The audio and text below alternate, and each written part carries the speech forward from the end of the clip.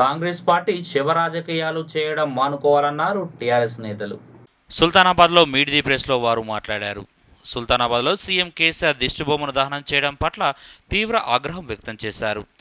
కేసీఆర్ చేపడుతున్న అభివృద్ధి కార్యక్రమాలను చూసి ఓర్వలేకనే టీఆర్ఎస్పై అసత్యపు ఆరోపణలు చేస్తున్నారని మండిపడ్డారు గులాబీ నేతలు. కాంగ్రెస్ పార్టీ నాయకులు టీఆర్ఎస్ తెలంగాణ రాష్ట్ర సమితి సీఎం కేసీఆర్ దిష్టిబొమ్మ దగ్నం చేయడం వాళ్ళకు నిజంగా వాళ్ళ తెలివితేటలకే మేము వదిలిపెడుతున్నాం.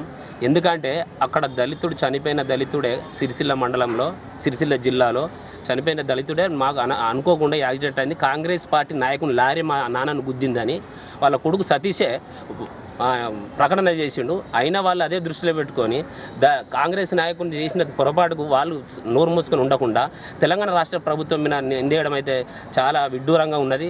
ఇవాళ తెలంగాణ రాష్ట్ర సమితిని తెలంగాణ ప్రజల కోసం అహర్నిశలు కృషి చేస్తున్న కేసీఆర్ గారిని ఇవాళ వీళ్ళు అనడం అయితే వీళ్ళు ఏ స్థాయిలో ఉండి ఏం మాట్లాడతారో వాళ్ళకి వదిలేస్తున్నాం.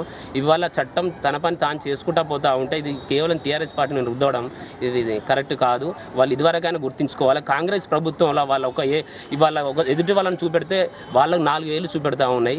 ఇవాళ కాంగ్రెస్ ప్రభుత్వాలు చుండూరు దళితులను ఊచకోసిన మీకు గుర్తుకు వస్తలేదా? ఇవాళ దాని మీద మాత్రం మాట్లాడరు. కానీ ఇవాళ అనుకోకుండా జరిగిన యాక్సిడెంట్ను మాత్రం గుర్తు చేసి మా టీఆర్ఎస్ ప్రభుత్వం తిరుగుతూ ఉన్నారంటే ఇవాళ మీ తెలివితేటలు ప్రజలే చూస్తూ ఉన్నారు.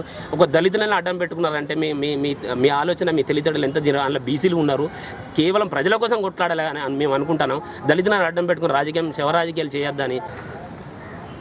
ఇప్పుడు రాష్ట్రంలో యాదృచ్ఛికంగా జరిగిన సంఘటనలను దృష్టిలో పెట్టుకొని కాంగ్రెస్ పార్టీ నాయకులు చోటా మోటా నాయకులందరూ శివరాజకీయాలు చేస్తూ ఉన్నారు. ఇది మంచి సంస్కృతి కాదు. కాంగ్రెస్ పార్టీ నాయకులారా, మీరు ప్రజల్లోకి రండి, ప్రజా సమస్యల మీద పోరాడండి. ఇది ఒక పద్ధతి ప్రకారం రండి. కానీ ఎక్కడో జరిగిన సంఘటనలు, ఎక్కడో జరిగిన చిన్న యాదృచ్ఛికరమైన సంఘటనలను ముందు పెట్టుకొని మీరు శివరాజకీయాలు చేస్తూ కేసీఆర్ గారిని తిట్టే దమ్ము ధైర్యం మీకు లేదు. మీరు చాలా చిన్నవారు. మీరు ఇది మంచి కాదు. రానున్న ఎలక్షన్లలో మీరు దమ్ముంటే పోటీ చేయండి. గత ఎలక్షన్లు మీరు బుద్ధి రాకపోతే మళ్ళీ ఎలక్షన్లలో కూడా మీకు బుద్ధి వస్తుంది. ఎలక్షన్ అనేది రణరంగం అనేది జరుగుతూనే ఉన్నది. మీరు వెల్కమ్ చెప్తా ఉన్నారు. మేము ఖచ్చితంగా మేమేం ప్రభుత్వంలో ఉన్నాం. మేము సేవ కోసం పోట్లాడుతూ ఉన్నది మా పార్టీ. మేమేది వెనకపోయేది లేదు. ఇవాళ కేసీఆర్ గారు రైతుల పట్ల, రైతు వ్యవస్థ పట్ల 100% వారు పనిచేస్తూ ఉన్నారు.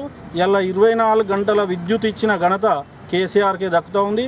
రేపు రైతులకు పెట్టుబడి పెడతా ఉన్నాడు.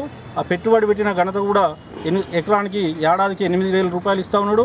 అది కూడా కేసీఆర్కే ఆ ఘనత దక్కుతూ ఉంది.